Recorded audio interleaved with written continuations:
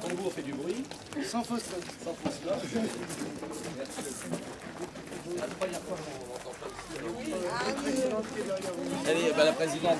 Voilà. Voilà, je te donne après. Désolé du retard. Monsieur le député maire, monsieur le conseiller régional, conseiller de Paris, messieurs les présidents des associations, mesdames, cher Paul, maire adjoint, chers amis, une nouvelle fois, nous sommes presque à l'avant-veille de la clôture du festival. Nous ne pouvons que nous féliciter parce que nous avons, depuis le 11, nous avons une grande affluence. Hier soir, la salle André Malraux était archi-comble pour la soirée Brassens, etc. C'est bien passé. Le dîner de samedi soir, n'en parlons pas, puisque ça a doublé les effectifs qui étaient prévus. Et ce soir, nous serons à peu près 120 à dîner pour le dîner des Verluisants et le récital de Gaëtan Leclerc. Donc je ne peux que me féliciter. Mais vous savez que si ce festival a lieu et fête cette année son 10e anniversaire, eh bien c'est grâce aussi à la mobilisation de toute une ville et principalement la volonté de son premier magistrat, notre député maire, président de la communauté d'agglomération du Vallière. Je voudrais lui redire toute mon amitié, toute ma gratitude, parce que, comme je l'ai déjà dit, je le redis, avec solennité et avec conviction, notre député maire fait partie de ces personnalités qui disent ce qu'ils font et font ce qu'ils disent. Et la fidélité étant la couronne immortelle du souvenir, eh bien on se souviendra toujours de l'aide et du soutien que la municipalité nous accorde chaque année. Je voudrais saluer ici tous les services municipaux, leur rendre hommage et vous demande de les applaudir parce qu'ils ont fait des efforts considérables chaque année. Et surtout les chefs de service et principalement Madame Véronique Thiebaud, directrice de cabinet du député maire, qui a mis toute son énergie et qui pourtant, vous savez, on était toujours présents, poussés. Alors je m'excuse pour toutes ces imperfections, mais sachez qu'on n'a qu'un désir, c'est de faire vivre cette ville, ce Vallière auquel nous sommes très attachés, et que je suis heureux que la communauté littéraire et poétique francophone reconnaît hier comme la ville des poètes, la ville qu'aiment les poètes, et qui, le temps d'un festival, est la capitale de la francophonie poétique. Je suis heureux d'accueillir ici tous mes partenaires et amis. D'abord, je salue l'arrivée du président Olivier Furon, président de la Société des auteurs et poètes francophones, qui vient de Bretagne, et qui,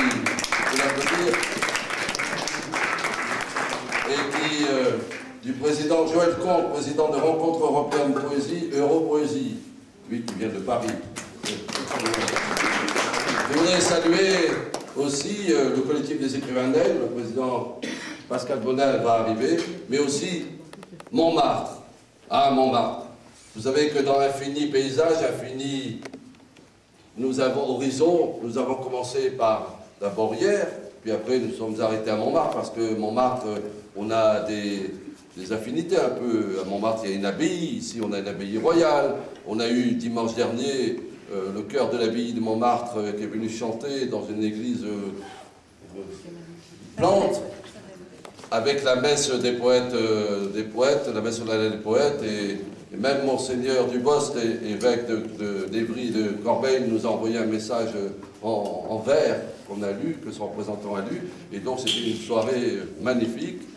Et donc, nous avons des affinités, c'est pourquoi je suis souvent parmi vous, à Montmartre, puisque vous m'avez fait la chance de la joie de m'accueillir et de m'inviter à chaque fois. Nous avons aussi ici, bientôt, le 3 avril, replanter une vigne. Donc, il y aura des liens entre le clos de Montmartre et la Grappéroise, dont je fais également partie. Ce soir, nous accueillerons peut-être M. Gilles Guillet, qui est le grand maître de la commanderie du Clos de Montmartre. Et puis, je voulais saluer la République de Montmartre, en la personne de notre amie Marie-Laurence Pasquini, que je vous demande aussi d'applaudir, et qui nous fait l'honneur en possible. Et je voudrais saluer aussi le président Mercier, président de Paris-Montmartre en Europe. Montmartre en Europe. Donc, qui est une association culturelle qui relie toutes les activités culturelles de Montmartre. Eh bien, je voudrais le saluer parce que malgré ses occupations, il a tenu un dimanche à venir ici, un samedi à venir ici et nous honorer de sa présence. Merci mon cher Président.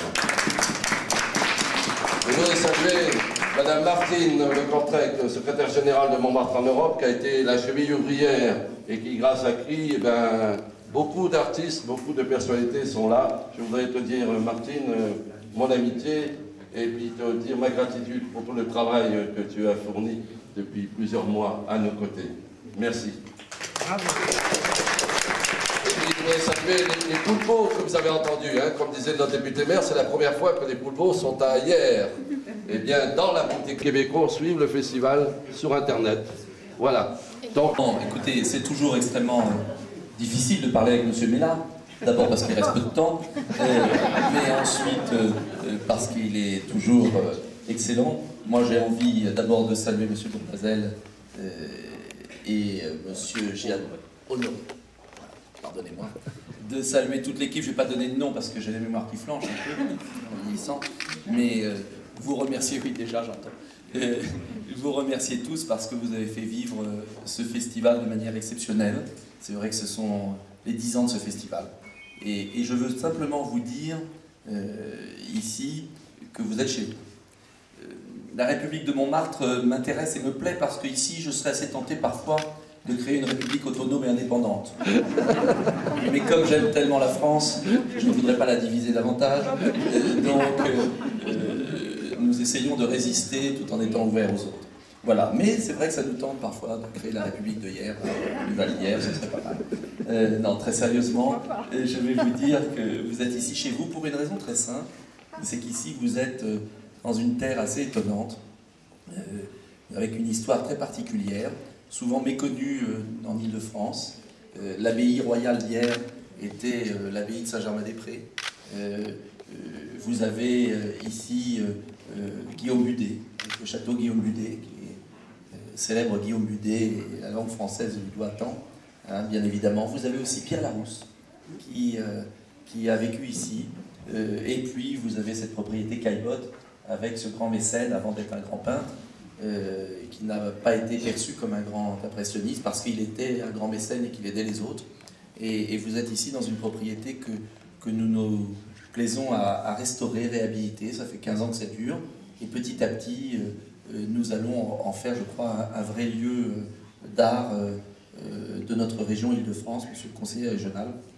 Et je crois que nous sommes ainsi fidèles à l'esprit de Gustave Caillebotte, de Mécène. Donc les mots et les touches de peinture se croisent étonnamment dans cette petite ville qui a subi parfois des moments un peu difficiles et qui a retrouvé, je crois, sa fierté et sa douceur de vivre. C'est le slogan que nous avons pris, la douceur de vivre. Parce que dans un monde de brut, je pense qu'un peu de douceur ne fait pas de mal. Vous vous souvenez de cette phrase de Victor Hugo qui disait « Je veux mettre dans les mains de la République l'énergie et la douceur ».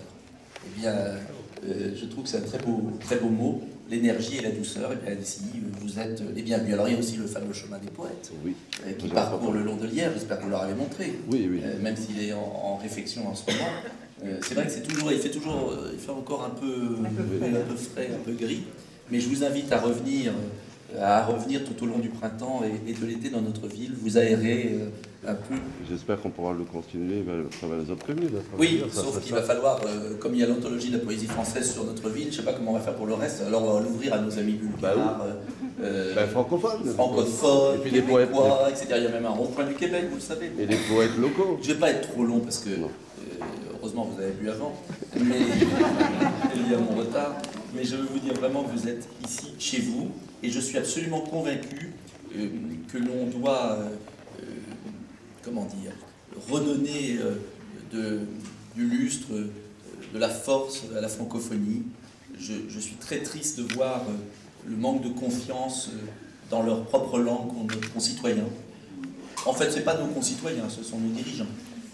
Ce qui n'est pas la même chose, puisque l'âme d'un peuple ne peut pas être étouffée par ses... Comment? Oui, mais j'oublie pas le mariage de vernissage à Marianne Convé, j'ai une adjointe qui est très bien. Mais je continue sur la francophonie.